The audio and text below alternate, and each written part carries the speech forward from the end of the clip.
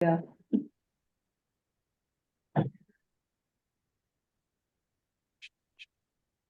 All set. Thank you, Holly. Good morning. This is the March 15th, 2024 meeting of the Nantucket Historical Commission. Thank you for joining. I'll begin with just taking attendance of who's at our meeting. Rita Carr. Hi. Thank you. Abby DeMolina. Is Abby joining us? As far as I know, she is. Okay. George Butterworth. Here. Hi. Good morning. Clement Durgis. Here. Thank you. Tom Montgomery. He said he was going to join, but maybe he's running a little late. And Mickey Rowland. Here. Good morning. Mr. Chair, Abby's here. Oh, Sorry. great. Good morning, Abby. Hi, good morning. So we'll just be looking for Tom. And then staff, we have Holly Backus. Present. Thank you. And our guest is Mike Andrews. And who's there with you, Mike? Mike Burns. Good morning. This is Mike Andrews and Chelsea Hudak from the Coast Guard. We're at the Civil Engineering Unit out of Warwick, Rhode Island. Thank you so much for joining. Hi, Chelsea. Sure. And Mike Burns has just joined us. Thank you for joining. Good morning. All right, well, let's go ahead and begin. Start with public comment. Is there anyone? Mr. Chair, before we get started, could I make a suggestion that since Mike Burns is here for the milestone and pulpit section 106, and that's like at the tail end of our agenda, maybe we could move that up to immediately following the Grant Point 106 review? I think that's a great suggestion. Thanks, Rita. Do you want to make a motion on that? I make a motion that we do that. Okay, do I have a second? Second. George will second. Thank you. Rita, on your motion. Aye. Abby, Aye. Clement, Aye. Nikki, Aye. as well. All right. So let's consolidate both of those at the beginning of the meeting. Great. Holly, do you want to start with a staff update? Yep, I can do that. So as the commissioners are aware, we had the public discussion of the NAPC's independent review of the HDC. Just a brief update on that they're still going to be fulfilling the scope as they should have been, and I am very appreciative of that. So that will be moving forward. Anybody who is on the list to be interviewed will be interviewed, and Angus, that does include you as chair of this commission. So they will be providing that. So that's good. Thank you for that, Holly. Yeah. If anyone has any comments that we haven't already voiced please get them to me before I'm interviewed. Okay. Are there any other comments on that? I mean, it's more of an update than a discussion at this point, but any other comments? I've got a question about that. Holly, did they, because I saw the presentation of the select board, did they, and it seemed like everything was concluded as they presented at that meeting. Was there a change, or was there an addition to the scope of the work to include these interviews? No, they're going to fulfill the one and only scope that has been adopted by everybody. Okay. So they acknowledge that it needs to be done, and they're going to be doing it. So Perfect. yes. Thank you.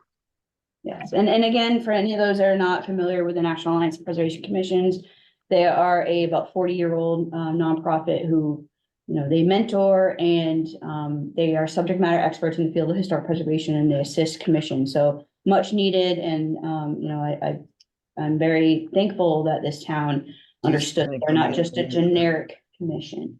So thank you for that. The next staff update, I mentioned to you all after, the discovery of the Warren Sawyer, which was confirmed by the BUER, which is the Board of Underwater Archaeologists. Mr. David Robinson, he confirmed it, which is what both NHA and our Egan Maritime Institute had thought that it was with the Warren Sawyer. And after that, meeting him, and going to the site and all that, his organization, wanted to submit a, grant, to the, NOAA's, basically it's a NOAA/CZM, grant, and it would be assessing the vulnerability of the, coast of Massachusetts coastal resources from coastal hazard and sea level rise. And as obviously the town's preservation planner and your, hazard mitigation plan coordinator, he had asked me to provide a letter of recommendation for this, this project, as well as sit on their quote unquote advisory. And we were just notified that they were accepted. So, I haven't had a kickoff meeting yet, but we'll have a kickoff meeting, and I'm just very grateful to be able to be a voice for Nantucket on this board. So, you saw the copy of my support letter, from January of last year in the packet. So that's just wanted to let you know that's something pretty exciting. Thank you, Holly. One of the Any goals. questions from the commission? Mr. Chair, Abby was just mentioning that's one of the goals that, we've had on the list for a while. So, just as far as having that communication. There is on that topic, I have not seen the formal report from his discovery and confirming that it was a Warren Sawyer. I'm pretty sure the Egan Maritime has a copy of it, but that's something that I wanted to make sure it was available to the public if at all possible. So we'll find that. Thanks, Sorry. Holly. Yep. All right, well, let's go on to the 106 review of the alterations at the Coast Guard station, Brant Point. Mike, do you want to lead that? Sure. Good morning, everyone. First of all, we very much appreciate everyone's time this morning. Station Brant Point is a very important facility to the Coast Guard. Obviously for, search and rescue and our other missions in the Nantucket Sound and the sector southeastern New England. So it's time now for basically us to upgrade our fueling facilities at the station. I guess I can start out with what we currently have there. Oh, that's a great figure to show. Yeah, we have the current configuration is we have a 4,000 gallon above ground diesel tank. And if you look, it's on the west side, actually, like right where the mouse clicker is, right there, on the west side of the site. Yep, right there. And that is connected to an underground diesel pipe that runs out to our pier with a dispenser out on the pier. We also have a similar system for gasoline, a 1,000 gallon above ground gasoline tank. Also has an underground pipe that connects to the dispenser on the pier. So our Coast Guard boats are no longer using gasoline on Nantucket. So we no longer need to have our own gasoline fueling operation on site. So our plan is to remove the existing 1,000 gallon gasoline tank. We will also remove the underground gasoline pipe and the dispenser on the pier. We will upgrade, we will replace the 4,000 gallon diesel tank. We will put a new Convault concrete encased tank in the same spot as the existing tank. Like I said, we're going to remove the underground pipe.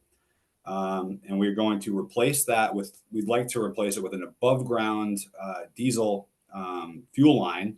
Basically that will run, our plan is to basically install an elevated rack on the west side of the property. So along the fence line, we would basically install sonotubes and have a galvanized rack system that runs, above ground, approximate elevation of 3 feet. Just like you can see here, runs along the fence line. Now, instead of having the dispenser out on the pier, for coastal resiliency reasons, for a lot of different reasons, for simplicity of the fuel system, less fittings, less joints, all that kind of stuff that can be problematic. We propose to put the dispenser at the head of the pier, right on land. So basically, no fueling system components would be over the water anymore. Basically, we create a concrete foundation, approximately 3 feet high, mount the dispenser on top of that. And then as the personnel need to fuel the boats, they would pull the fuel line out, which it would be on a reel, and they would fuel the boats and then rewind it back into the reel. So, you know, the Coast Guard in general, we are getting out of the underground piping business. It's a huge environmental liability for us, and we actually have changed our own internal guidance so that unless you're going to be installing a pipeline under a road or some other extenuating circumstance, all of our piping, from as of about 6 months ago forward, is required to be above ground. So it's a huge environmental liability to us to put the components below ground. Of course, at Nantucket, with the significant flooding issues we have out there at Brant Point, the existing underground system, was constantly under deluge from salt water, sand. We have electronic leak detection systems that do not do well when they get wet. So really putting the system above ground is really, really important for us. The new pipe system, everything has secondary containment. So it's basically a tank inside a tank for secondary containment. The piping is a double walled, non-corrosive pipe. The fuel dispenser has a secondary containment below the hose reel. So with electronic leak detection, so you really couldn't get a more environmentally friendly, I would say, fueling system. The other point I wanted to bring up is operational readiness. So, that's a great photo to show right now. When the site floods like that, the Coast Guard still needs to be able to respond. And by putting this system above ground, we think we'll be able to, fuel the boats in flooding scenarios, and it should be a game changer for us out at Brant Point. Anything you want to add, Chelsea? No, I think that's good. It's good. Okay. Be happy to answer any questions you have, but that's basically our design. As far as visual impacts, I mean, it's going to be right along that fence there you see on the west side. So from the water, I think you'll be able to see obviously the elevated dispensers at the head of the pier. But from the road, I don't think you'll see much from Easton Street perspective, looking down the driveway. But happy to answer any questions you all may have. Mike, thanks so much. Commissioners, questions, comments? I just want to clarify what it is we're going to be seeing, and I'm looking at the included sheet. I think it's M-501. Yep. Let's see. There's a detail. Yeah. So let's see. Do you see sheet ID M501, the north-south elevation? Let's see. That one there. Yeah, that one says north-south elevation. You can kind of see the sonotube foundations. We have like a uni-strut, galvanized strut that comes up off the foundation, galvanized rack system that the pipe lays on. The pipe itself is black.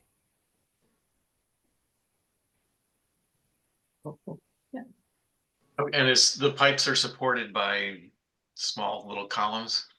Yes. So basically you're going to have, we're going to have a concrete foundation. So basically tube foundations. Coming off of that, you're going to have, a column or a strut that comes up from the surface of the concrete.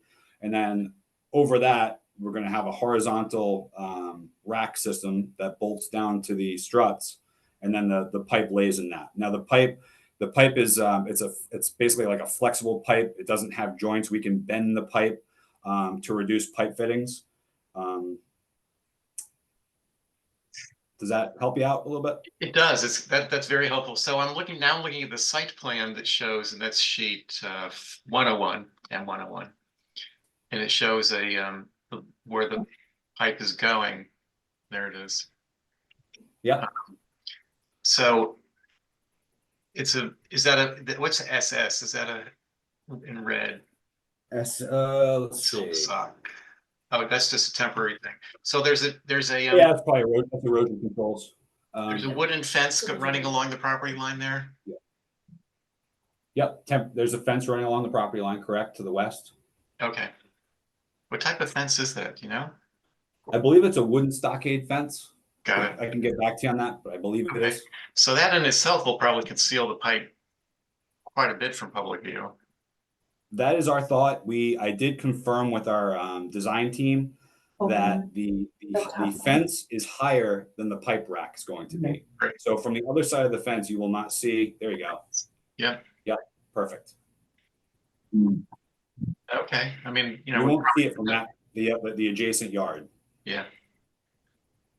I'm sure we don't really want to see this black pipe running through there, but I think it's going to be. I'm not sure. I guess you'd see it a little bit from the harbor, but I don't think it's going to be an issue site-wise unless anybody else thinks it's going to look unsightly or inappropriate. Mike, what determines the height of that pipe? It looks in so those section like it's about 6 feet high.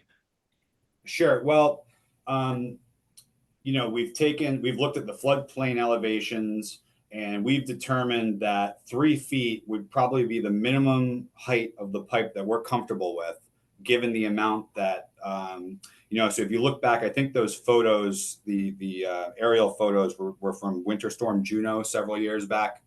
The water got very, very high at Brant Point. So this system right here actually, from what I've been told from our design engineers, would have been above water in that storm, no problem. So that's really the minimum we feel comfortable with, that we could safely fuel a boat. And at the same time, you don't want to make it so high that our personnel have to have issues reaching the nozzles and equipment like that. So I can get you more information on the flood elevation design, but that's the general gist of it. So would a foot or two lower make all the difference? I don't know if I'd want to go lower on that.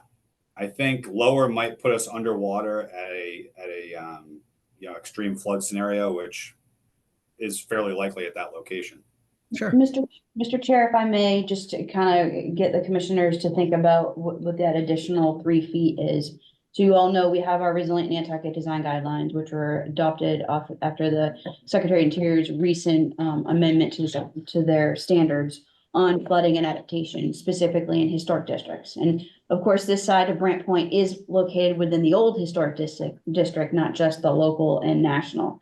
And with that, with our design guidelines, when it comes to elevating any structures, the HDC's design guidelines are looking at as a 4-foot elevation or less as the most preferred, if you will, when we're elevating a contributing historic resource that's existing. So I think taking into consideration that this is 3 feet tall, I think that would be, it is kind of helpful as far as that goes.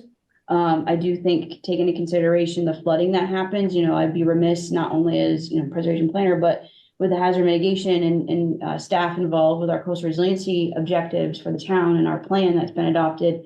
I'd be remiss if I didn't mention that, supporting anything above when it comes to life safety, outside what it already is now. And I think from a aesthetics perspective, the fact that it's going to be black, I think that's also going to be helpful. If you look at what we see now on site, you mostly see the red roof. You do see a little bit of black there. But I do think that the improvements that are being proposed is not going to have an adverse effect on the local and national district. So that's just my staff recommendation to you all. Thank you. Thank you, Holly. Other commissioners, any questions, concerns? One Oh, last question. Holly, I assume this is going to go to the HDC? No, I don't see a reason for it to go to the HGC. It's, you know, in a way, it's a like-kind replacement. But, you know, I don't really see a need on that. Well, it doesn't have to go to federal, right? And it's, yeah, and it is federal too. Okay. So, I had a question. Go ahead, Rita. Yeah, so I agree with, you know, a lot of what Mickey said about it being black. I think that's great. I noticed on sheet M-501, it says there's a proposed guardrail not shown for clarity. What will that guardrail look like and where will it be? Okay, yeah, the guardrail will be against the elevated pipe on the parking lot side, I'm pretty sure. And that's going to be to prevent like snow plowing or vehicles from driving into it by accident, basically. I recall that's going to be wooden, I believe. Okay, Let's see. and so it's 501. not, sorry. Yep, I'm just looking for the note there where they have that guardrail. Yeah, it's note 9 on M-501. So Okay, it's not yeah. running the length of it, it's just on the sort of short side. Yep, I see it. Yeah. I'm guessing that's going to be, I can get back to you on that. It's a good question. But my thought would be it's probably going to be pressure treated lumber guardrail. Okay, Yeah. Thank you. that makes sense.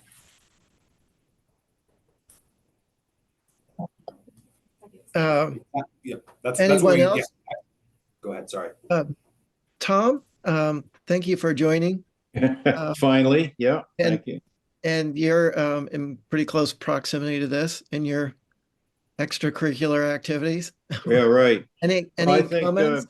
Mr. Andrews has certainly covered everything in better detail than I would have. I'm just in the auxiliary, but I did ask a few of the guys down there, number 2 and number 3 in command at Grant Point the other day at our regular auxiliary meeting about this, and you know, they've told me what I mentioned to you in an email, but Mr. Andrews has certainly done a great job here with the detailed plans. I mean, and if anybody's worried about that fence next door, the thing is about 7 feet tall. There is nobody that's going to see any pipe from the neighborhood.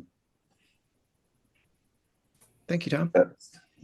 Just wanted to add one thing from the Coast Guard perspective. During construction and possibly even a little bit before, you're going to see a temporary tank out there while we remove our current diesel tank. It'll be a tank on skids, you know, short term with a pipe running across the ground, pretty much in the exact same area that we're going to be installing the new elevated pipe. But I didn't want anyone to see that while we're in construction and think that we had changed the design. It's what we're going to have to do to bridge the gap between, you know, during the construction period.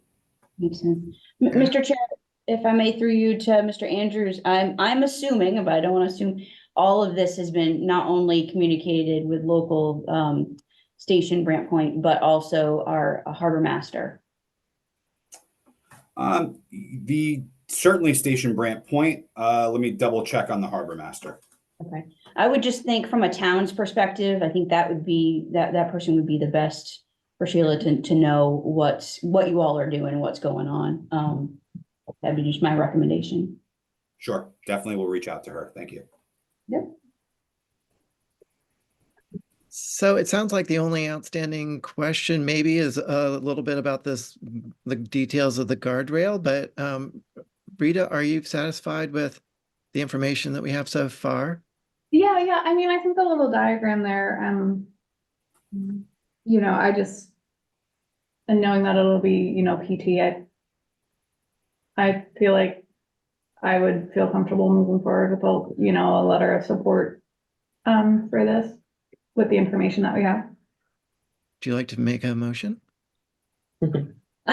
Sure. I make a motion that the NHC writes a letter of support, finding of no adverse effect, in support of this project. Seconded. Thank you, Tom. On your motion, Rita. Aye. Tom, Aye. Nikki, Aye. Abby, Aye. Clement, Aye. George. Aye. Thank you all. I'm an aye as well. Thank Thank you. Thank you so much, Mr. Andrews. Thank you all. And let me get back to you on the guardrail, and we will reach out to the harbor master. Thanks so much for joining.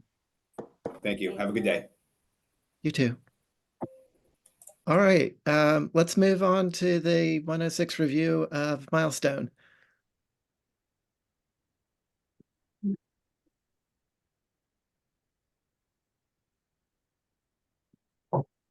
Good morning, Mike Burns. Thank you, Mr. Chair. As Holly's kind of outlined in her message to you all, that we did meet after our review of the letter that was submitted by the Commission earlier this month. I believe it was March 3rd, I believe. March 4th, excuse me. We did meet this week to kind of discuss the 4 big concerns from the Historical Commission. We wanted to address those through design and essentially get support from this commission that the commission would support the project with some design modifications. So just to go down the list of, and I thank Holly for kind of itemizing those in the message to you all, but we've noted them here on the plan as well. One, the turning lane for the Pulpus Road approach to Milestone Road has been drastically shortened by about 150 feet. That reduction in the turning lane, which still, the intersection would still operate as designed. I don't think it would create any type of queuing or congestion based on the analysis the consultant's done. So by shortening the turning lane, there's a significant reduction in pavement. Additional pavement along the Pulpus Road approach. It's about a third reduction in total pavement. So that was a design feature that was modified. The turning lanes along Milestone Road were also modified. The striping was drastically reduced. There was the yellow cross hatching islands that were on the east and the west side of this intersection. The west side of the intersection, those cross-hatched islands have been removed, and if anyone who's familiar with the turning lane along Old South Road, right at the Noshop neighborhood, it's trying to mimic that design treatment. So hopefully it's a bit of a minimalist treatment in pavement markings. Hopefully that makes it fits more within the rural character of the islands, or at least that's the hope. And the island on the east side of this intersection was drastically reduced again to minimize the pavement markings there. The basin that's at the southern area of the intersection, it was noted that to have that be just grass to grow back was not something desirable. So there is going to be a seed mix used there for when there is vegetative regrowth in that area after it's cleared, and the infiltration chambers are there to kind of treat the storm water before it percolates into the ground. That when that regrowth happens, it will be with some more of a diverse set of plant species in that area. So the concern about the signage size, just want to verify that the smallest size that's acceptable and can be permitted for roadway projects, that size is being used. There's a speed limit sign being added. That's the smallest that can be permitted. There's a wayfinding arrow that's going to the hospital, the blue hospital signs. Right now it's a bit of an angled arrow that kind of shows that it's the lane is more of a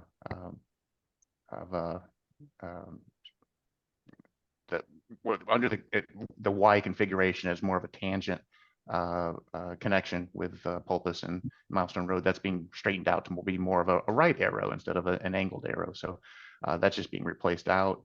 And then there was a no passing zone, which also is required, and that's a 30-inch by 30-inch sign. That's about as small as can be added to that area. So with the 5 additional signs that they're going to those areas, just want to confirm that those are really the smallest that can be provided. There are larger sizes for more interstate projects, but this is a rural setting, so the smallest configuration was being used for the treatment there.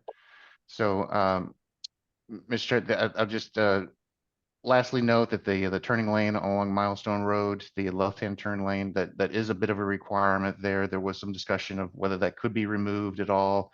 We for the operation of the intersection, that's really necessary for safety reasons, for rear endings, that it's necessary. And then lane departure. There are instances where vehicles drive off of the road onto the grass to go around vehicles. So there's some grass that's kind of worn away on the shoulder there that can be seen where that actually happens. So this is the turning lane was kind of more of a safety and congestion benefit for the overall operation, but we can treat that with design to have it fit more within the character of the island and not use more of a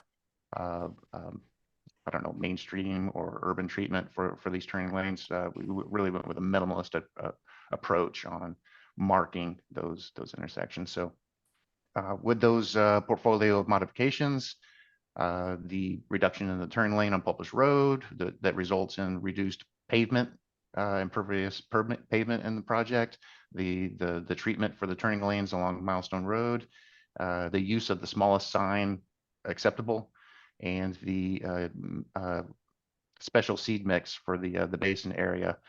With those packages of modifications, the ask would be that the commission support the project with those 4 modifications. And I just want to appreciate the time on this and just note that it was unfortunate communicating around notifications and sharing plans with this commission, but since the January 25th public informational meeting where that really got this conversation started, we're now in a time frame of about 60 days since that event. So kind of a short time frame to kind of turn around a solution. It's unfortunate we got a late start, but I think this is a very thrifty way of maybe coming to a resolution on what the design should be for this intersection to, 1, meet safety and operational standards, and 2, have the aesthetic value to where it actually fits within the community. So again, thank you for the time for this, and I appreciate all the efforts made to coordinate and share your comments. Thank you for your time and the proposed changes to the plan. I'm going to turn it over to the commissioners. Questions, comments? I have a question. It's Clement. We talked a little bit about the width of the bike path. I don't see any and I remember there was talk of 15 feet. There was talk of 10. There doesn't seem to be any change on this. You've been great to reduce the pavement of the road. The reduced pavement of the bike path, I feel would be important too. I can see the bike path, people coming out from town are going to go around the rotary on the right. They're going to stay on the right. They're going to go up Milestone Road on the right. They're going to visit Sconset. They're going to come back around on Pulpus Road. And when they hit Milestone Road, they'll take a right and go around the rotary on the right side again. So I see it as kind of a one-way loop. I'm sure some people will do the loop differently. I'm not a biker, but I would just think that the bike paths could be the same width.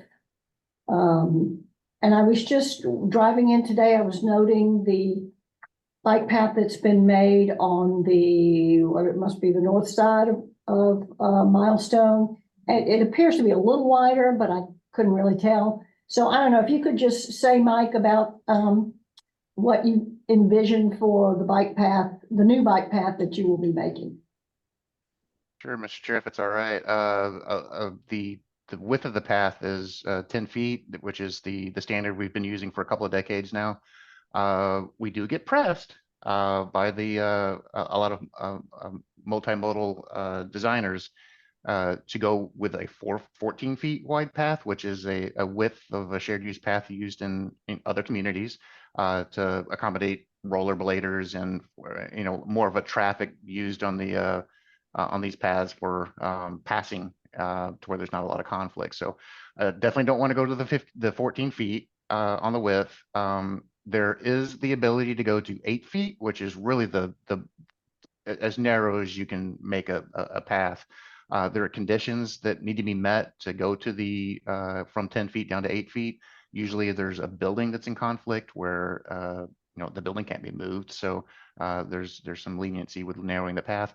And then with wetland impacts, any type of environmental impact, there's definitely been some histories of narrowing down the path to 8 feet for sections that abut wetlands. And that's just to reduce the impacts to those environmental features. And that's been done along Pulpus Road in some sections. And then more recently with the Hummock Pond Road, which did have a lot of wetland impact for that project. And that path does go from 10 feet to 8 feet in sections where it abuts wetlands. But that's really the as narrow as these paths can be made and the conditions that can be made for even going narrower. Beyond that, we're not talking about shared use paths anymore. We would be talking about sidewalks.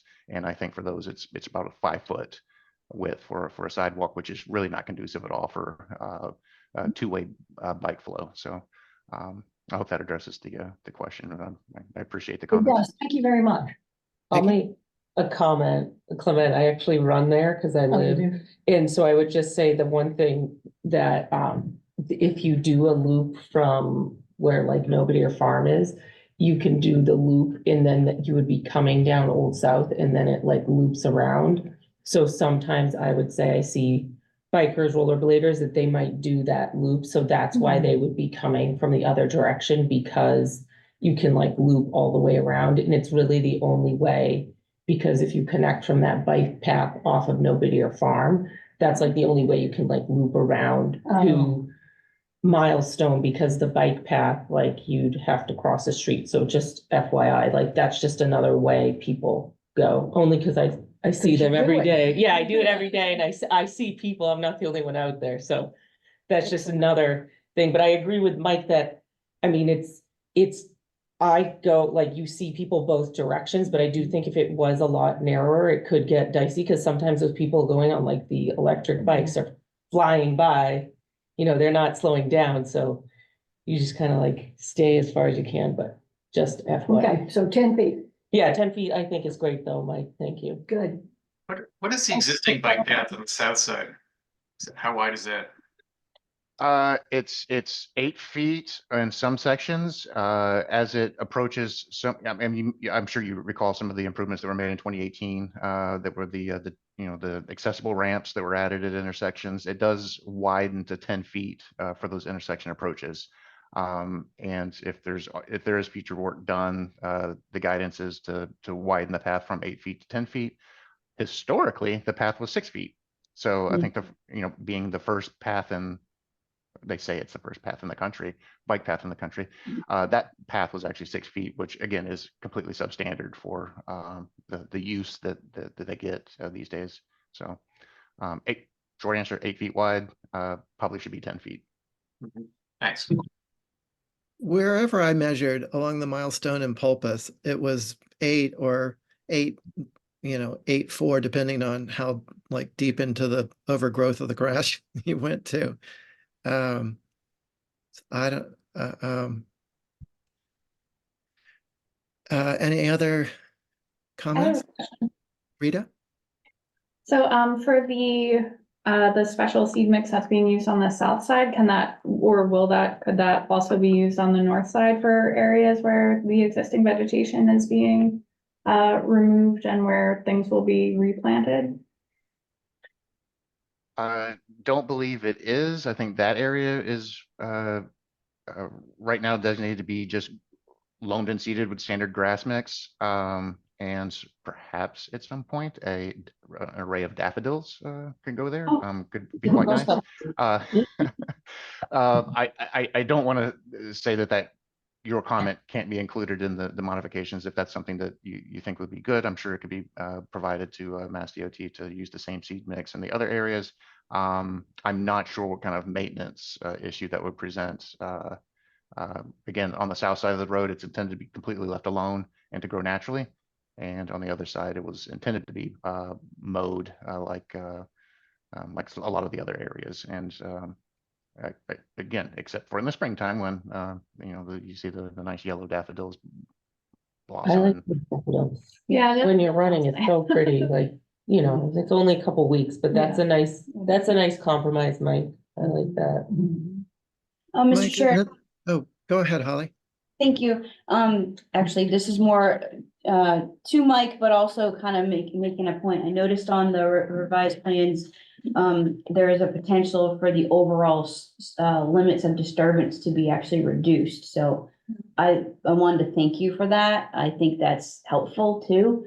And it just really shows that, it's not going to be impacting as much as I think what the other plan was really showing. So thank you. So on the subject of planting, the special seed mix, so like right now there's brush and trees. I mean, what is the special seed mix? Is that something that will grow into brush and trees, or is that what is that? I don't have the detail yet on that. I know that there's a standard that's typically used in a lot of these situations where, there is the grass mix, standard grass mix, and then the special mix. And honestly, I just don't know what the detail is for the different varieties.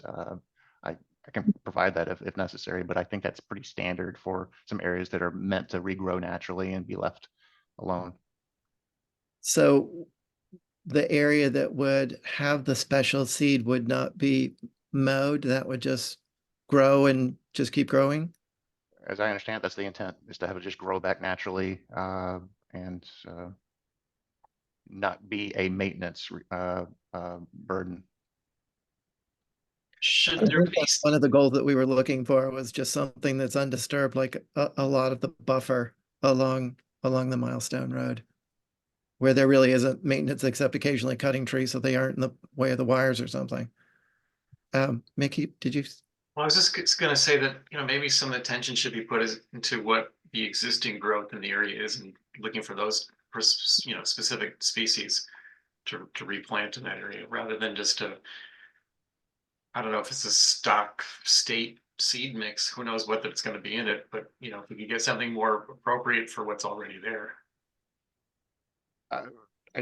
I want to say for some projects we've done in the past that the land council had provided some suggestions of the land bank staff who I do not have a green thumb. I couldn't even tell you what kind of grass is going to go on the other side of the road. Bermuda, St. Augustine, I don't know. I can find that out if it's helpful and just verify that. I'm sure that is something that there will be a spec obviously provided to a contractor to do that. So we'll just, if it's all right, I can share that to you afterwards. As long as some attention is being put into it, and if the land council is involved, that's reassurance there. And Mr. Chair, if I may ask, Mike, it's still the intention to, in that area across the streets, to have a retention. I mean, that's the whole reason why it's being disturbed to begin with, right? Say that one more time. I don't know if I caught the question. So this area down here is still going to be where the retention, like swale and all that's going to be Yes. for the. Correct. Yeah, so it's a stormwater runoff functionality. So it's needed, but to hear that from a maintenance perspective, the grass that's going to be put there is not going to have to be maintained, because again, it's going to be that natural swale that is needed for the impervious, runoff. So anyway, it's all stormwater stuff, which is needed at the end of the day. Sure, Well, this makes sense. It's just what is covering the swale. I was just gonna say, I think Mickey's suggestion though is a good one, is as long as it's the land bank or the land and water council somehow is involved, I think they'll obviously know, right, Mickey? Like your thought is they'll know best, like what would be the best to put in there. And Mike, it sounds like that is the intention. So I think as long as that's the intention, we would be comfortable. Yeah. Yes. So the idea of the land council or some other entity getting involved is to be able to identify what is existing in that growth area now outside the grass to replicate it? Is that what your intention is, Mickey? Yeah, I mean, just to try to get it to grow back to what it currently is, and that's just, and as I said earlier, if the Land and Water Council is involved in this, I would assume that would be their intent also. Native species is pretty much Yeah. what that is. Exactly. As long as they don't mow the area, nature should gradually take it back over anyway. Right, fair point. If you leave it and nobody mows it, then it's gonna just do whatever. I know in landscaping, there are certain species of grass that are going to give you that emerald green that you can, cut to 1.5 inches. And then there are like, wilder grasses that are, a mix of things that look more natural that grow during the year, and then you mow it at the end of the year, and then it grows back the next year. But my interpretation is that we were looking not for a rougher grass, but a replication of what is the south side of the grass now, which is brush and trees. Do I understand that correct, commissioners? Yeah. I've always understood that the best advice in horticulture is do nothing. I guess we need to manipulate the ground for the, to create the swale for the drainage for the added pavement. Is that right? Yes. Yeah. So then once that landscaping is done to create the proper drainage, it's, it's a matter of making it look as natural and consistent with the rest of the road. So it sounds like we're making headway, but we've still got, I guess it's all in the details.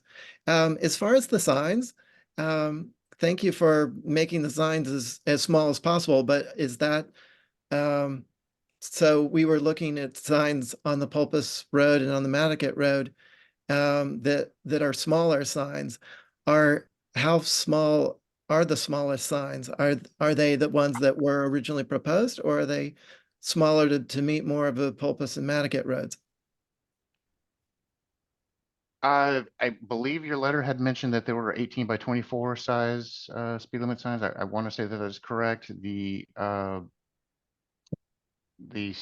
standard, and I just closed the sign plan for that, but there are larger signs that can be applicable for interstate highways and whatnot. The signs that are used are the smallest, that the MUCD, the manual uniform traffic control devices. It's the smallest option that you can buy and install. So if there are smaller signs that exist, I don't know how they were manufactured. Maybe they predate current standards, but I guess the short answer is the sign that there is the smallest we're allowed to actually install, or that Mass DOT could install, or even the town could install. And I don't believe smaller signs even offered to purchase unless it's I'd have to find that out. Anyway, the manual uniform traffic control devices does list an array of sizes, and we're going with the smallest that's available. So is that the size that has already been specified without change? Yes. Thank you. I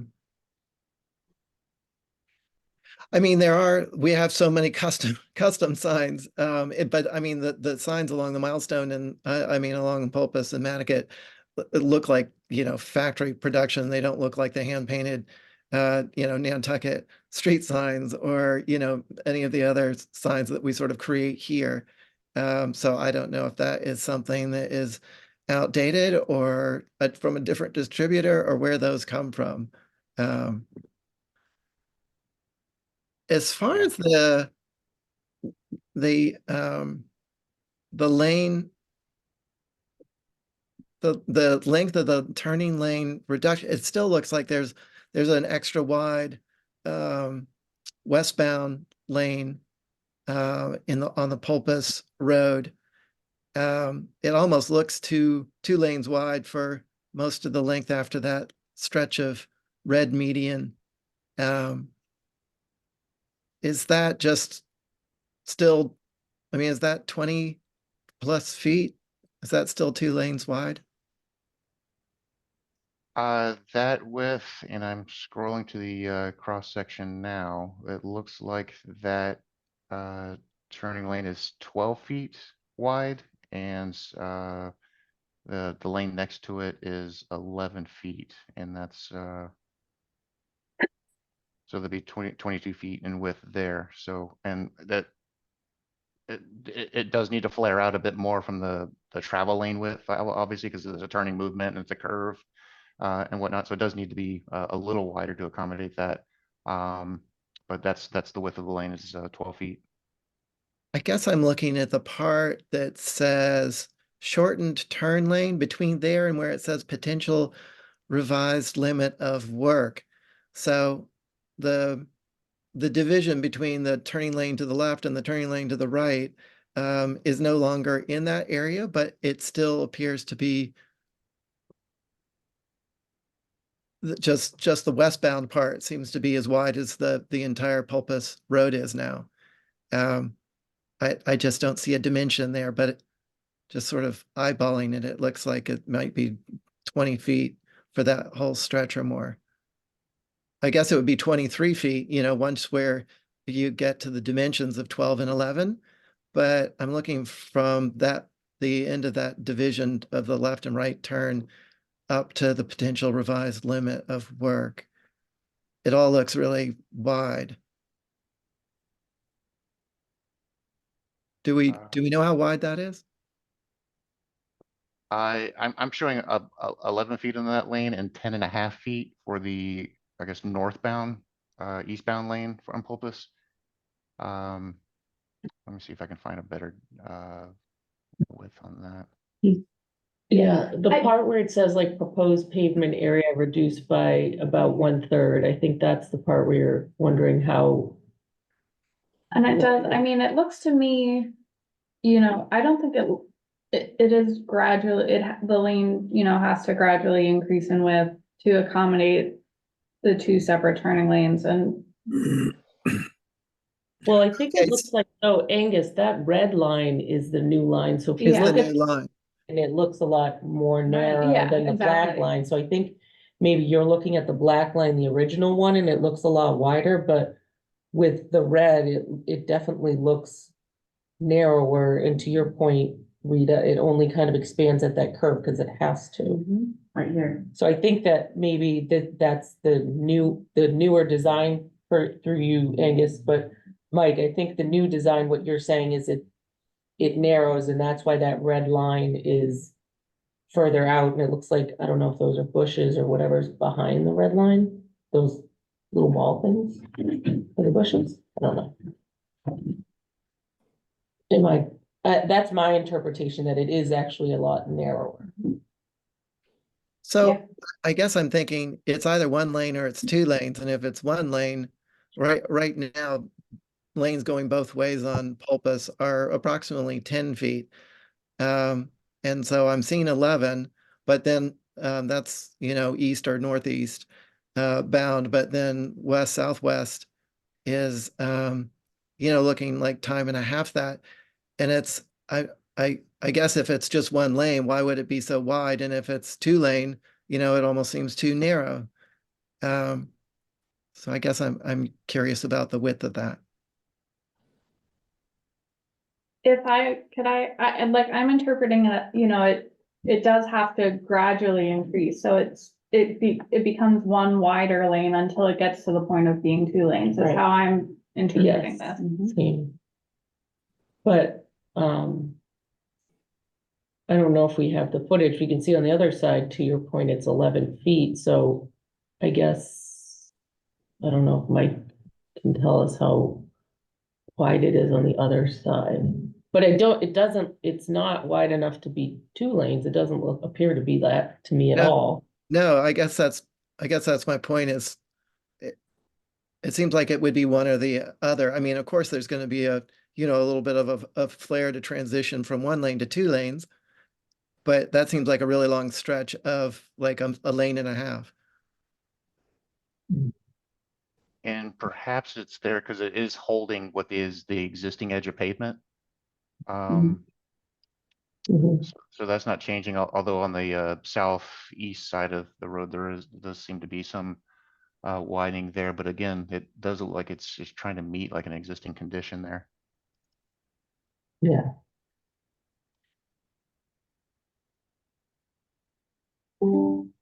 Um,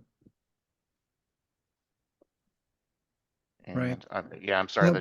that's not mentioned there at all, but I mean, if I had to guess, I would say 12 feet. So probably 11 feet where it's dimensioned there is 11 feet, and then 12 feet for the southbound lane that does flare out to the, I believe it was the 23 feet for the two turning lanes. But again, So this would as you go up basically Pulpus, it does maintain that. narrow down to the 10-foot lanes that are on for both traffic flows. So where the arrow is proposed pavement area reduced by about a third, is that basically retaining the existing street edge? Is that what you're saying? Exactly, where that obviously the pavement would be reduced from, from the limit of work line going in. That's yeah, that pavement would be replaced, but it'll hold the existing edge of pavement. That area also looks like it needs to include a shoulder. So on the southern side, on the right side, there's the 11-foot dimension, and then there's another dimension of 2 feet, which looks like a shoulder. So on the opposite side, it's not showing a double line there, which would include a shoulder. So it does look wider. But if you drew another line inside that, a couple feet in, it would probably look less wide than it appears. So to include the shoulder.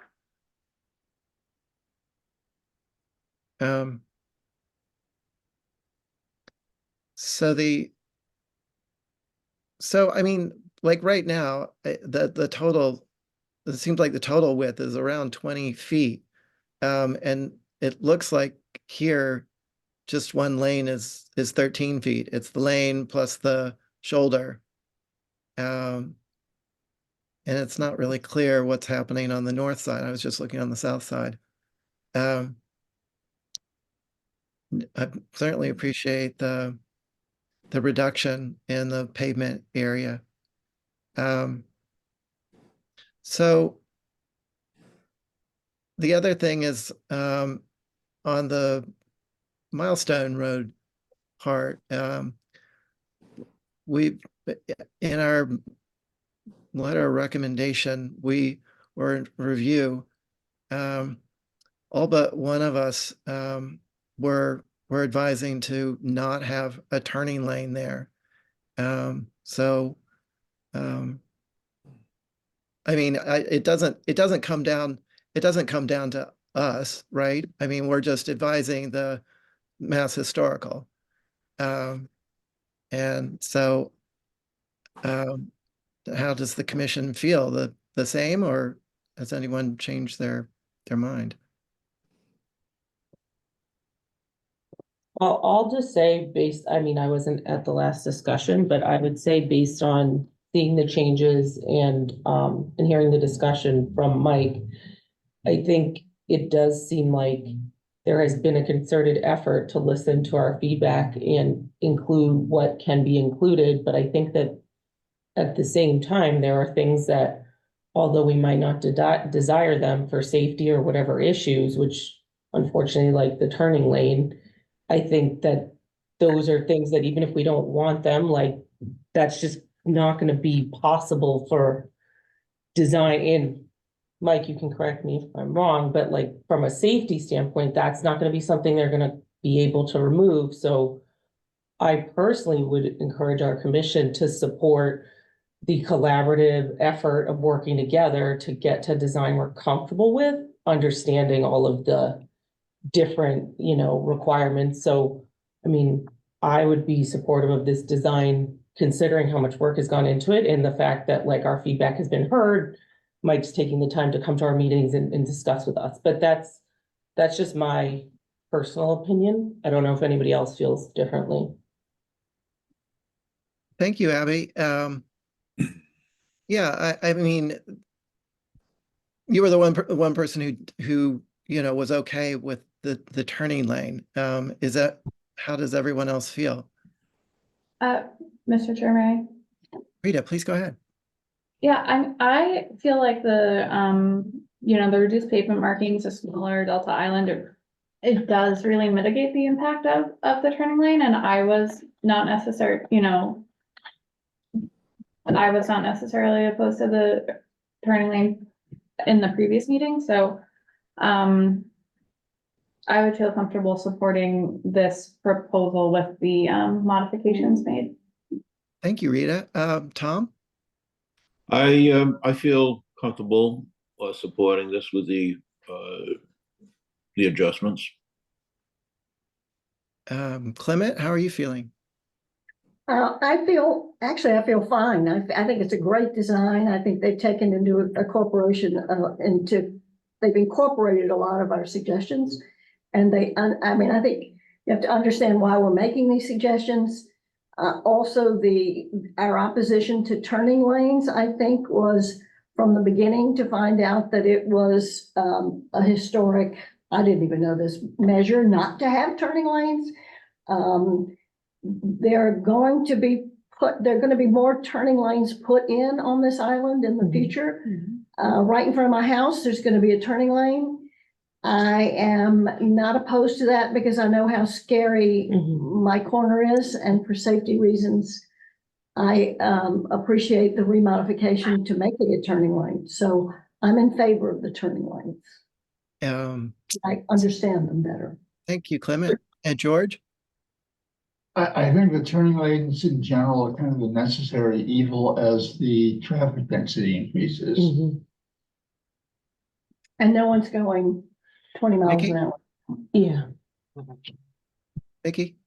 Yeah, I think I'm sort of in the camp of I'm reluctantly in favor of this. I think we want to send the message that we don't love turning lanes and would like to see them not be used wherever they can be avoided. There's also been the discussion that eventually in this location, they're going to try to put in a rotary. So this, who knows when that'll happen, but this may actually be a temporary solution for this location. So I think I'm comfortable with this, with the modifications that have been made. Thank you for that. One thing that we didn't talk about is the curbing, and in the median area, there was discussion about keeping that flat, flush with the pavement, so that it doesn't get in the way of house moves or large trucks trying to get through that turn at the intersection. But what about the curbing that is on the side of the road and the outsides of the lanes as you turn? Is there a spec on that? I guess the goal is to try to avoid just the sloped asphalt, that it would be the sloped granite curb. Yeah, Mr. Chair, right now, there is no granite curbing along the roadways. It's hot mix asphalt berm that's being recommended to channelize stormwater to the catch basins.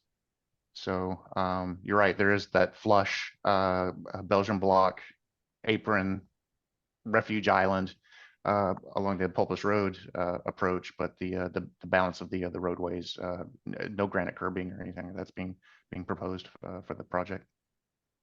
I've forgotten exactly what's at the rotary. Is that a bermed asphalt? That is around the islands themselves. Yeah. Yeah, I'm just thinking about, wherever there's, that curb, what the material is. If, from the stretch from the flagpole in Sconset to the rotary, there's no curbing. No. Um, Country drainage, and then at the Milestone Rotary around the islands in the center circle, there's the angled granite curbing around those Delta Islands and the traffic circle. So that's just the island, but it's not the perimeter. Correct. It's just there's some berm in some locations, but for the most part, it's country drainage. Sheet flow of stormwaters tend to just go off into the grass. Mhm. Well, would anyone like to, Mikey? One other question, Mike, the new bike path crosswalk as it crosses the termination of Pulpus Road. They're showing on the, is it gonna be a small section, short section of truncated dome paving material in that, warning material? It's shown on the plan as a change in material. Just curious as to what that is and what color it's intended to be. Navigating to that now to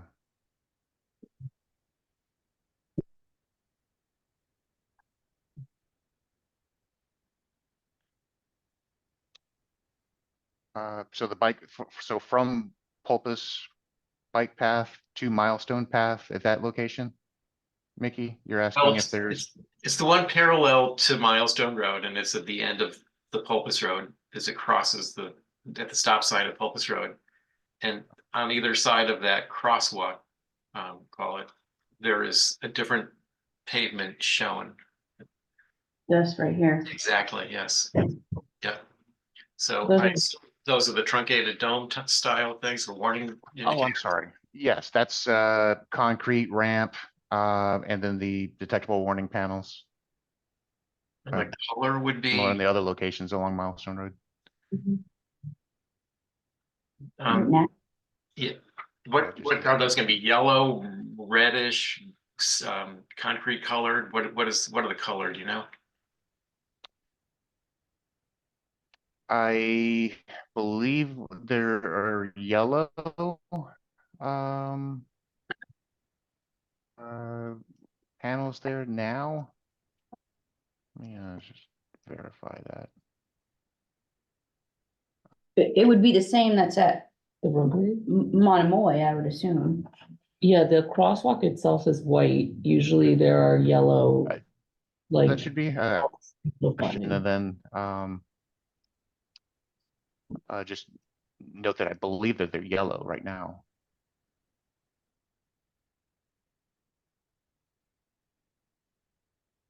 Can they be a different color? I mean, yellow is a pretty, I know it's supposed to be contrasting with the other paving material to identify change, but we've seen, brick colored, and depending on the other background material, it could be the concrete color too. Oh, I'm thinking, Mickey, to your point at the crosswalk at Nobody or Farm, it is like the regular concrete and then it's like pale brick red, like over there it is that pale red. That's what you're talking about, right? Probably. So, yellow is pretty bright. And Yeah. I think we'd like to avoid yellow if possible. It's just, the brick red is sort of a more natural tone. Yeah, the brick red that's what they have on Nobody Farm. I don't know if you guys know the crosswalk I'm talking about. It's towards the playing fields. Again, I run there every day. It is the brick red, which it's still visible because also it has the warning panels, but it's brick red. And then over time, I think it's still visible, but it's not as In your face. in your face as the yellow. So that is a good point that we could, if they have it, could do it in the brick red. Just to match. Yeah, exactly. I mean, we have it, how far, I can tell you, it's like 1.4 miles down the street is where it is. But it's still very visible, and that's a very visible crosswalk because, people are coming from that bike path to the playing field. Mr. Chair, through you to Mike, do you think that's something that from a support perspective, if the commission is so inclined to support, that we could have a statement in there that just recommends a consistency with the color? Because of course, we note that there's been work done, as Abby has mentioned. We don't want to have, if it's yellow, that would not be consistent with what's existing. I think that would be a good point for the commission to make. can you hear me all right? My internet seems like it's going in and out. We can hear you, Mike. I'm sorry, I'm embarrassed about the connection of the of my computer.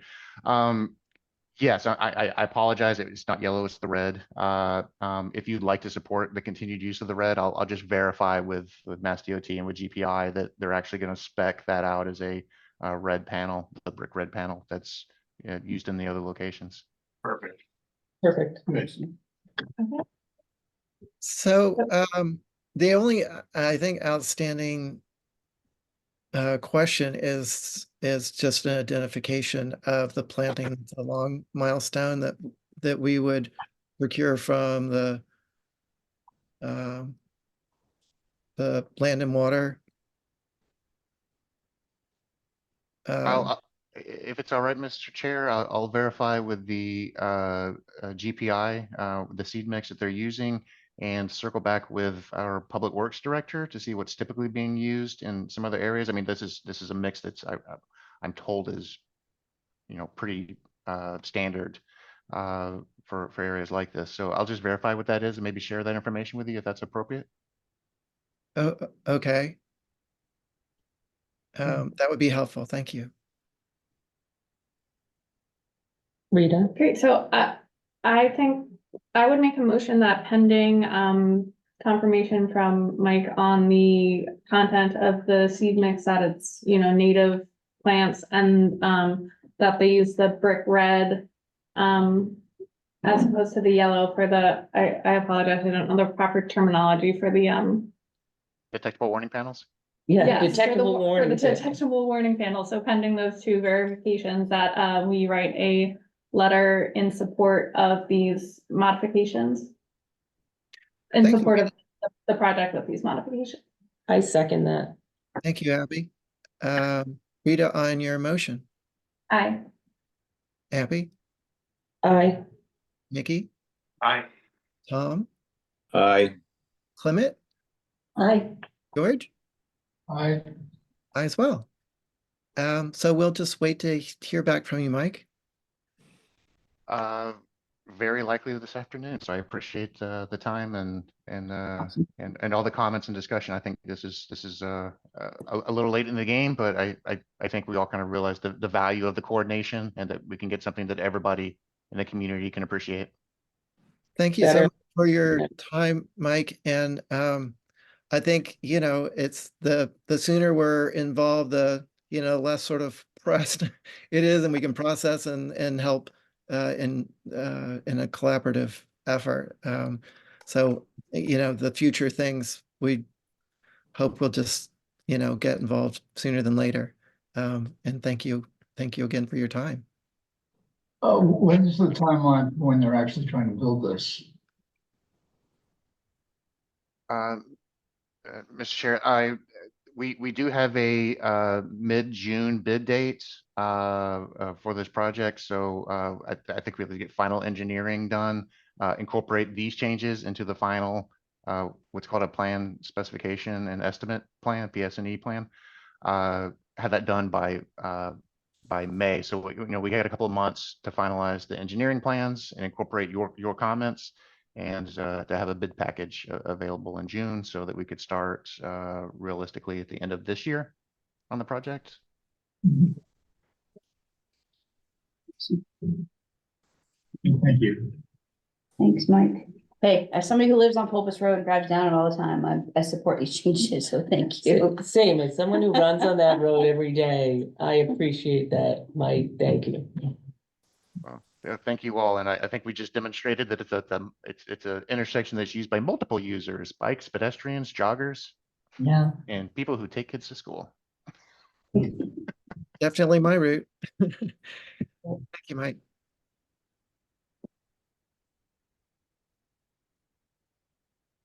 All right.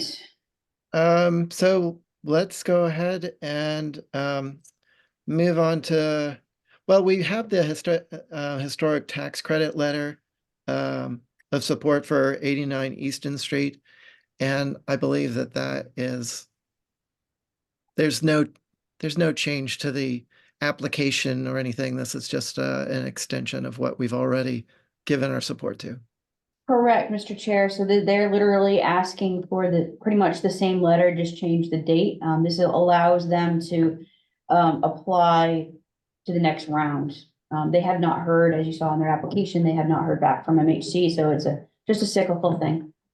So, would someone like to make a motion to just go ahead and send out another letter of support? So moved. Thank you, Tom. Do I have a second? Second. Thanks, Mickey. So on your motion, Tom, Aye. Mickey, Aye. George, Aye. Clement, I, Abby, I, Rita, I, I as well. All right, let's move on to the ongoing survey work. thank you, Mr. Chair. So we are waiting for PAL to provide us the last leg of the fish lots surveys. So this, if you remember correctly, we asked for additional funding from town to supplement their last work so they could physically come to the island and do a little bit more research. And so this would accommodate those. Because overall, this project was to finish the fish lots, which there's more for fish lots than there were in Brant Point. So I'm just waiting to receive them, and as I receive them, I will forward them on to the commission. That's where we're at with that. And just a brief update on the other fiscal 23 that is still pending as far as getting the revised scope. So do you expect to receive those additional fish lot surveys within, before our next meeting, within the next month? Or I hope so. I will say this, that we have that contract with PAL through September. Okay. So they do have time technically contract wise to provide that to us. So I do know, again, that they are short staffed like the world is, like we are. So I get it. I'm not really, too concerned on it, but I'm more concerned on wrapping up the RFQ and getting something going with that one. So that is in the works. Thank you for That's that. What about the video for the solar guidelines? Any? Yep, so thank you, Mr. Chair. So I think really this would be the time for the commission to decide, now that the HDC has given a support on having that additional help with the video. And this would be something that would be done what we call in-house. So with our public outreach manager, Florencia, and her team. So this would be the time for you all to start talking about how you'd want to work on that.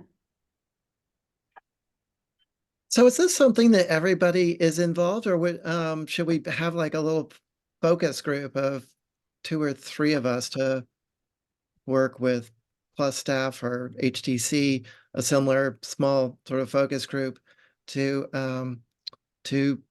create this video? That's what I was gonna suggest. yeah, That sounds good, and I'm happy to be involved. yeah, I would volunteer only. I'm on the Coastal Resiliency Committee, and obviously we do a lot of work with this kind of stuff, so I'd be happy to, because maybe some of it'll dovetail. So I'd be happy to be a part of it as well. Thanks, Abby, and thanks, Rita. A third? I'm happy to join if no one else will. Okay, no one's jumping at the opportunity, everyone else. All right, so maybe Rita, Abby, and I will work on that. Does that sound good? Great. Angus, I know that on the HTC, whenever the solar applications come through, Val Oliver has been very involved in kind of the review, and I think she's been involved in the sort of defining of the guidelines. So I would definitely suggest reaching out to her right away in terms of what their thoughts are, how they handle it. Exactly. I'm picturing a total collaboration with key people from the HTC. Angus, if you're overwhelmed, I'll do it. I have no expertise, no opinions and basic, so I'm starting from scratch. It'll be a learning experience. Exactly. Big learning. Well, one thing I wanted to mention too is, this could help dovetail into other aspects of building with Nantucket in mind that I know, Mickey and Angus and myself have mentioned a couple of times where we've seen habitual, items within building with Nantucket in mind that folks are just not grasping. Dormers are another aspect that could be brought. Just the sheer aspect of designing an infill anywhere really, but more importantly, maybe in the core that has the appropriate additive massing, the glazing. I keep on reminding people of so it's like there's all these key components within building with Nantucket in mind that are very, very important, that are still guidance that, the commission needs to have that support, I think, too. And I'm so very glad that they appreciate this, more education component, taking the design guidelines, which are based on the Secretary of Interior standards, and say, hey, these are what we're looking for, and these are things that seem to be of a rapid concern. So I think it's just think about after the solar one, that this could be something else down the road. I would Clement, it might be helpful if you don't know a lot about it. That might be a good way for us to start, as there might be other people like that. So it'll be helpful to have your perspective, because you might be like, hey, if I'm starting from scratch, like, what do I need to learn first, or where do I start? So it might be a good way, because we can't assume everybody knows a lot about solar panels or doesn't. And so I think it'll be helpful to have like a mix of perspectives. I was going to say, Clement, I appreciate you offering. I feel like, yeah, I think I'd like to, if it's good with the rest of the commission, that I would be a part of it. Just being familiar with building with Nantucket in mind and the historic architecture here on the island, and the process, it's been decades of work and research and learning, and so I'd like to, I think it would be good for either Mickey or me to be part of that group. All yours. Thanks, Mickey. You can have as many as you want. Clement, are you okay with that? Yes, of course, of course. My only mention, I have to obviously remind the commission, if we're gonna have a quorum, then it would have to be a posted meeting. So keeping the membership at 3 would allow you not to have a quorum and post a meeting. So that would be my requirement, the recommendation. So we're in line with open meeting law. Yes. Good. All right. Well, I guess afterwards we can sort of figure out what our next first step is, but we should probably reach out to the HTC. Hopefully Val would be happy to join, and whoever else makes sense. And then whoever's doing the video work, was that going to be with NTV? No, not going to be NCTV. It would be Florencia. We could do this in-house, so to speak, with town. Oh, okay. Florencia is good with the camera? She's really good with all sorts of stuff when it comes to marketing. That's great. All right. So who would want to coordinate our, Holly, is that something that you could coordinate our first meeting to sort of discuss what's next? Sure, I can send an invite to Val. Not a problem. Yep. And then I'll probably also Florencia, yep, as well. Yep. Do that. Thank you.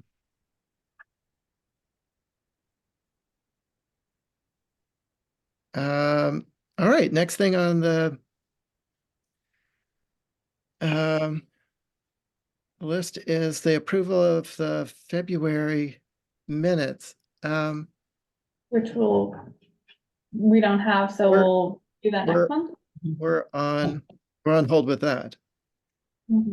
Hold till next month. So we'll do February and March next month.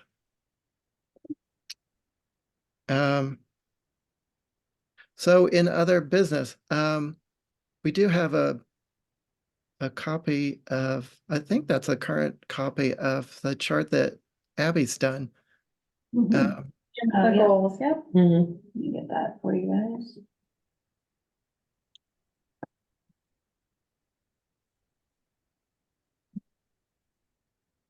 I can kind of update it live.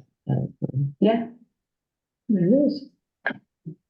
So this first one, you said you're waiting. The fish lots, we're waiting to hear back, right? So, you might wanna, I mean, this is for fiscal 24, so you gotta take that out of there. This would be for, we're still working on fiscal 22, we're waiting for PAL to, give us the last batch, as we call them, of surveys for review. And then, I'm basically, working on the second revised, RFQ for fiscal 23. So we can get a consultant and move forward. We have a contract already with them from the state. So. Yeah. We're working on the last batch. Yeah, they're working on it to submit it to us for review. Yeah. How are we moving forward with reaching out to Preservation Mass? I was going to, email them and see, if they know of other communities, who would be interested in working on expanding that tax credit program. So I will get in touch with them. Perfect. The more Yeah. people learn about our tax credit program that is increasing, which is great.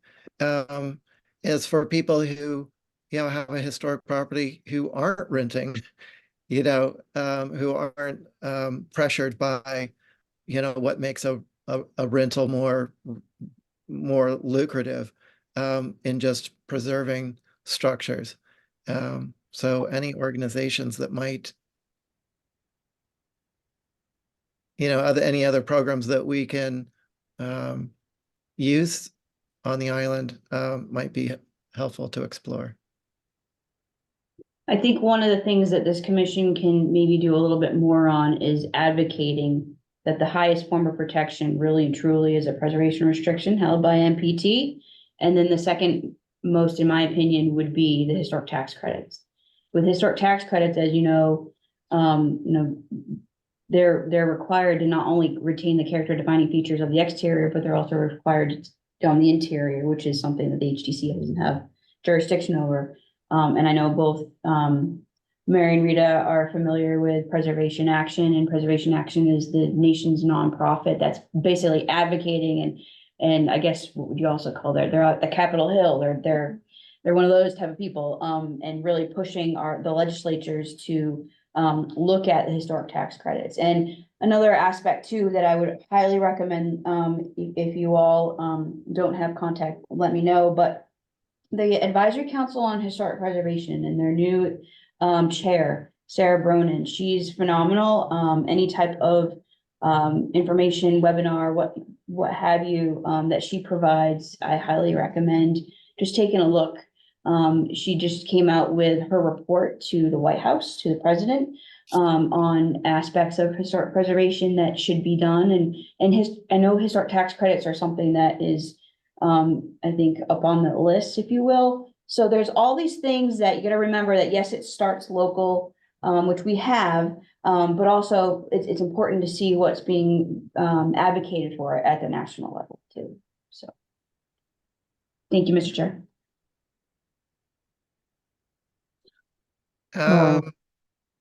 Abby, do you want to work down the list? I can. I know this next one, annual town meeting is coming up. We have the co-project of the town in Penn that will be at annual town meeting. So I don't know if we have to do anything ahead of time just to kind of like think so. generate interest, but I think the main thing is at town meeting supporting that this gets passed. The next one, the sewer force main. I don't know. Have you heard anything new from David Graham? I have recently, so I know he had touched base with me within the last 2 weeks. You all know that we have a lot of street closures right now, and they've been down Liberty Street. And I think they're starting that leg to go towards Winter Street. I don't know anything specific where they are with Winter Street, but I do know that they are finding additional historic kind of, I guess, almost like catch basins or what are they called? I can't Very remember. well. Cisterns. Okay. But yeah, and they found one recently on Liberty Street, and they have been documenting it. They got a little snapshot of a photo. I'm like, I hope there's more. Absolutely. So it'll be interesting to see that when it's all compiled together. I asked if we could have a copy of that for documentation purposes. Very important, obviously. So David is on top of making sure that I know of certain things. And yeah, I'm happy. I mean, I think this will just be ongoing as this work It's goes, ongoing, you know, yeah, I mean, and we have to remember that the next leg, which I think will probably be next year, because you gotta remember, they don't do work during the summer. But they'll be going Winter Street, across the street onto Pine, down Fair Street. Not Fair, sorry, Pine, all the way down to Silver, take a right onto Silver, and then they're gonna be up going through Five Corners, so. Yeah, I mean, and again, I always remind people that catastrophic failure that we had in the winter of 2018, this is why this was much needed, and I do think that the consultants that are working for David and his team are doing an excellent job considering, so. I was amazed recently to find out how small some of the sewer lines are under the street. Oh, The God. one in front of my house is about 8 inches, that's I it. believe He it. said, well, it's only, I guess there's a high point in the street and the lines just go in either direction. It doesn't go all the way down North Water Street. Okay. So there's only a few houses flowing into them, so that's perfectly adequate. It's about this big. Yeah. We recently did, as part of the Coastal Resiliency Committee, they did like a whole tour of the sewer plant, and it was super interesting just to see how they do everything. And he talked about how, like, right now we have so much less in like how the volume triples in the summer and everything, but it was very interesting. But maybe David could show us where they store like the historic stuff. I don't know. Well, I will say this, I know that David is keeping an eye, they have an inventory, everything's documented, he knows. He knows that there'll be people that are upset, and I'm at the top of the list. And there's a reason why he's taking charge of, like, for instance, Lily Street, everybody's, you know, still kind of up in arms that hasn't been put back and it just is all asphalt. Well, again, that's not gonna be the final thing, they're going to be putting back any of the other materials like the curbing and the brick back the way it was. All of that's gonna go back. So, I mean, and I know Mickey was on a walk with myself and a couple other folks from the town from a disability perspective, accessibility, and town leadership of how everything is going to be put back. So it's I think a multifaceted approach to putting things back the way it was prior to the important work being done. So yes, definitely keep that one ongoing. Yes, I will. The next one. Schedule in a while, but does Lily Street, is that gonna be put back for this season, or is I don't know. I don't know the Yeah, answer to that it question. probably depends on how far they get, if they're Right. still working there, because my understanding is like, they're only gonna wanna put it back, like, they're gonna wanna do that at the end, so if there's Right. still more work, as Holly said, the asphalt is temporary, so I think it's only once all the work is complete, then they'll put it back. oh, like from Five Corners all the way to C Street, all the infrastructure is gonna be done first before the finishes are done? No, I don't necessarily think that, I'm just saying, I think all the work on Lily Street itself will have to be completed before they put Right. it back. I don't think they would be subject to the other people. But again, I just want to make the commission clear that, David is very communicative. He'll let us know when we need to know on certain things. Yeah. The next this one was more like generic of just looking to use National Park Service funds when we have different projects, and we had just named a couple of them because I know we had talked about, was it Star of the Sea, like Yep. some of those things. So just kind of keeping aware that there are a lot of really great grants. So if projects come up, we can leverage these as an additional way to add funding. So this is just kind of ongoing. Yep. The next one, Holly, we're gonna have to schedule our session for the CLG. It's coming up. We had talked about doing a session also on demolition, so I don't know if we would do that separate or together, but we do need to set up our annual meeting. Yes, the annual meeting definitely needs to be done before, I think June June or 1st. something, yeah, the fiscal year goes from June to July, you know what I mean? Like, Yeah. So yes, we had it at the end of the fiscal year for last year, so yes, scheduling is going to be imperative on that. I do also, as far as demolition goes, you know, that's something that I think we need to remind ourselves that Nantucket is unique. We don't follow chapter 40C of every other historic district in this state, in the Commonwealth. So it's really hard for us to just ask, bless you, to ask the state, you know, what do we need to do, so to speak? Because quite frankly, if you go to any of MHC's webinars or learning sessions that they have, and it's specifically on demolition, you know, and I think we did that many years ago. There's a couple of us that went, they're like, what is Nantucket doing here? We don't fit that box. We don't, and we won't. So, you know, but what does our special act require and allow and all that fun stuff, I think is important. So yes, scheduling the CLG sooner rather than later needs to be done. Well, I'll just we'll schedule the annual meeting and then other sessions as. I think that's good. The tax credit, I'm putting this on here. It had been completed, but obviously we need to do the updated letter. Yep. So I'm just adding that as, we just need to do the new Easton Street letter, which will just be hopefully a quick change of date and Yep. send that out. Education, we just talked about, we're working on, the solar video. So I have that. These trainings, I know Holly, you had sent a bunch, but these are just ones that are all coming up for, if anybody wants to do it. There's a conflict of interest training on the 28th. There's a CLG webinar on the 9th. There's a deconstruction work group on the 24th of April. So if you guys are interested, those are all ones that are coming up, and Holly had sent an email with some other ones. I maybe. just signed up for something. I can't remember what I was on. Yeah. Probably the alternative material one. Yes, Yes. that's Yes. exactly it. And you March saw that 21st. came, the second one came directly from the National Park Service. Yeah, yeah. And the reason why I'm on their email list is because we're a CLG. So again, that's that direct connection with local communities. Do you know what day that is? I thought it was March 25th. 21st. Too. And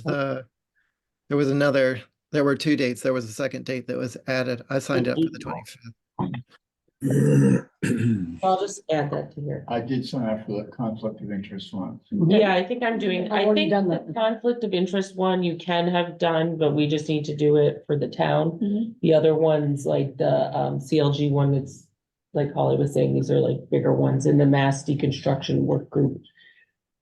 So anyway, those are just a couple ones that are available. Feel free to sign up. If you don't have the info, you can reach out to me. I'll give it to you. We have this one talking about the shipwreck.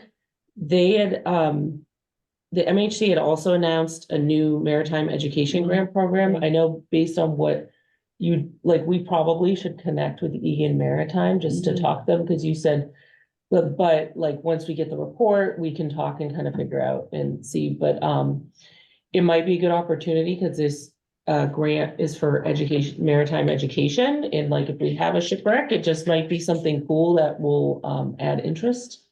And it might even just simply be something that the Egan Maritime, as a nonprofit, be able to Mhm. apply for. Right, And that we are just simply Supporting. supporting, exactly. providing a letter of support. for that. Exactly. We could just support them and say like, hey, we heard about this. Because I'm assuming they know about the grant, but we don't know if they know. Right. But either way, we can just write support on that and it'll be part of community education. We talked about doing a coastal resiliency workshop.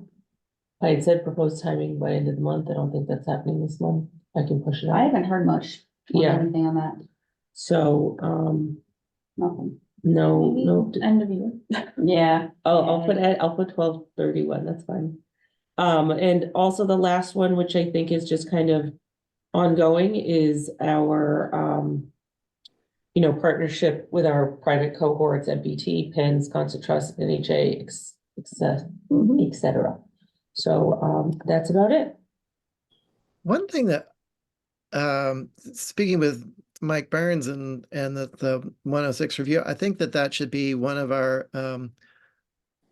ongoing things, like the tax credits and other things that we deal with regularly, is to have a line item for that, for this section 106 review. Because there are other things that are, on the horizon. There are rotaries that are being talked about. There's the expansion or, alterations to Lover's Lane. There are other things that are, in the pipeline that we should be involved with. That's a good point, Angus. I will add it for next month, is just a line item for section 106 reviews, because to your point, we've had a couple come up and also they will continue to come up. Yes. All right. Commissioners, any other comments or questions or additions?